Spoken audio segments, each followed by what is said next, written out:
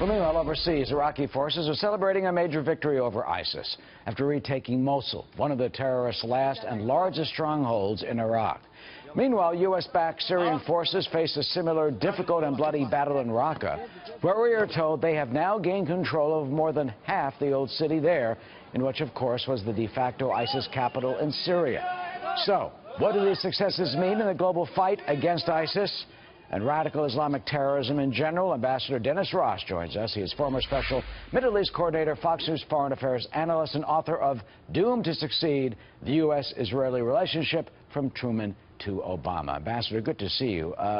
We just saw the video of Iraqi folks and forces celebrating, but I guess in some ways, now comes the hard part. What challenges do the Iraqis and American advisors face in the wake of ISIS being routed in Mosul? Well, the challenges are huge. Obviously, the challenge of getting them out of Mosul, which took about 9 months, displaced probably 800,000 people. That was an enormous challenge, but now what you face is the need for massive reconstruction, because the level of devastation looks like images that you've seen from any city that's been completely bombed out. So there's a need for reconstruction. Reconstruction at a time when because oil revenues for Iraq have dropped, not because their production is lower, their production is high, but because oil prices are low, their budgets are stretched. There's going to be a need for help from the outside so that reconstruction can take place. They talk about a price tag of like $1.3 billion. That's the UN estimate. I mean, who's going to pony that up, and will it happen? Well, the State Department is hosting a major conference here to try to mobilize and solicit what will be contributions from countries around the world.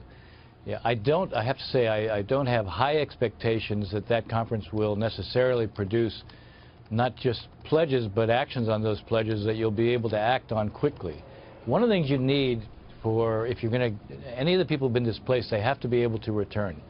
Reconstruction is a must. Now, you don't have to get everything reconstructed all at once, but there has to be enough so that water is available, so electricity is available.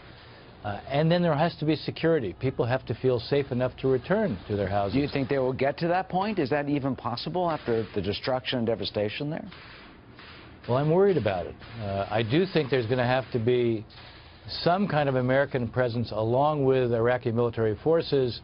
One of the big concerns I have is that the Shia militias, even though they didn't play a major role in the liberation of ISIS, they were active all around the suburbs.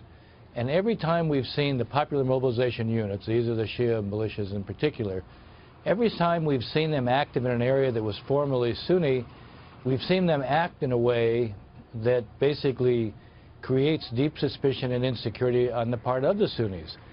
We need Sunnis to return home. We need Sunnis to feel that there'll be governance there, that there'll be security there, that there'll be reconstruction there, that they'll be included there. If that doesn't happen, the very conditions that produced ISIS in the first place are going to be recreated. So, Eric, the first question you asked me was really about the nature of this challenge. In many ways, the challenge, as hard as it was to liberate Mosul, the harder part of the challenge comes now. Because the harder part of the challenge now begins to deal with what are the political realities in Iraq going to be?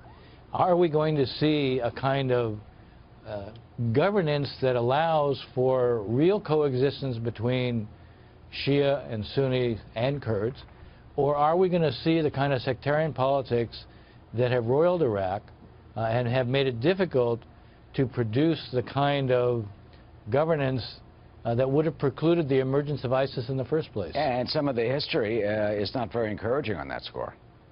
No, I mean, look, we've seen, if you go back, look at Fallujah today, look at Ramadi today. They were liberated over a year ago. Reconstruction there is really quite limited. The number of people who've actually returned, some have, but the numbers are still relatively small. You know, many people outside of Mosul are very difficult to live in camps that are run by the UN. The heat is unbearable, and yet people prefer the security of those camps to the uncertainty and the insecurity of going back to Mosul right now. They need to hear stories about people who have returned and things are working out. You know, it's like anything else. In a situation like this, you need some signs of success. The good news is that I think Sunnis are prepared to grant the government more of a license than they would have in the past because ISIS was so horrible. So it gives you some license, but you got to produce.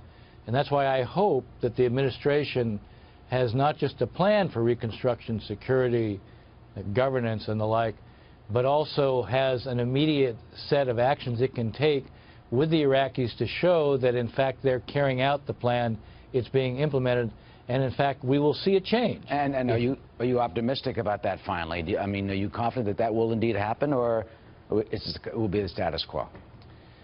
I'm not optimistic. I'm worried. But one thing I would say that the Trump administration does not want to be in a position where the son of ISIS reemerges during the lifetime of this administration. So I think it has a very strong incentive to get things done.